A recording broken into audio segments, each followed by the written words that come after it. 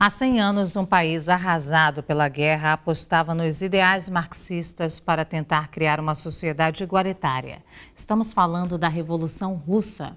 O resultado foi o surgimento de uma superpotência que teve grande impacto no mundo até o fim do sonho, em meio a anseios de liberdade e modernização econômica. Mas ainda hoje é possível perceber as influências daquele movimento de outubro de 1917. Em cartaz no Rio, a montagem do clássico Os 10 Dias que Abalaram o Mundo, do escritor norte-americano John Reed, um testemunho da Revolução Russa de 1917. Um século depois, a narrativa de milhares de operários e camponeses russos que deixaram suas fábricas e lavouras para pegarem armas e fazer história ainda atrai novas gerações. Foi o único momento na história que a classe operária conseguiu dar base a ter as suas reivindicações atendidas. Daí vem as 8 horas de trabalho diária, daí vem uma série de benefícios para os trabalhadores que vão ser pouco a pouco incorporados nos restantes dos países capitalistas. As condições de vida da população russa eram as piores de toda a Europa.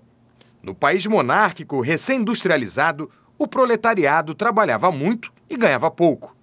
Sem dinheiro, muitos operários dormiam nas fábricas, se alimentavam mal e vestiam farrapos. A insatisfação crescia. A Revolução de 1917 teve um ensaio 12 anos antes. Em 1905, o governo do czar Nicolau II já estava sofrendo. Isso porque, um ano antes, em 1904, a Rússia havia entrado em guerra contra o Japão por causa da Manchúria e havia perdido. O dinheiro usado na batalha faltou para o povo. Com isso, explodiram greves e protestos por todo o país. Com o fim da guerra, o governo russo usou suas tropas especiais, os cossacos, para reprimir os trabalhadores. O episódio ficou conhecido como Domingo Sangrento. 12 anos mais tarde, a situação se repetiria quando a Rússia entrou na Primeira Guerra Mundial e sofreu derrotas para os alemães, o que gerou um grande prejuízo interno, como desabastecimento e pobreza. Em fevereiro, Nicolau II, o último czar, foi derrubado.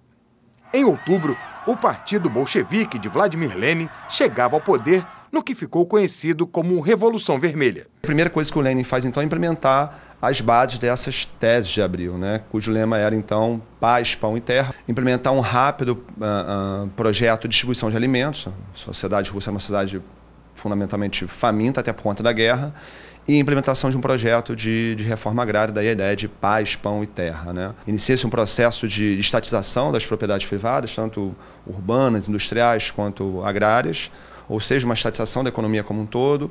Depois da Revolução, a Rússia entraria numa guerra civil que durou até 1922. No mesmo ano, nascia a União Soviética, um movimento que provocou intensas mudanças nos mapas e na política mundial. A União Soviética emerge da guerra como uma potência econômica e militar. Ocupa todo o leste europeu, aqueles estados são transformados em estados socialistas, quase que de cima para baixo. Ao mesmo tempo, você tem outras revoluções no sul global, nos países que eram colônias. O exemplo mais importante é a China. Então, 1/3 do mundo está sob influência soviética no final dos anos 40 e início dos anos 50. O bloco soviético se fragmentou em 1991.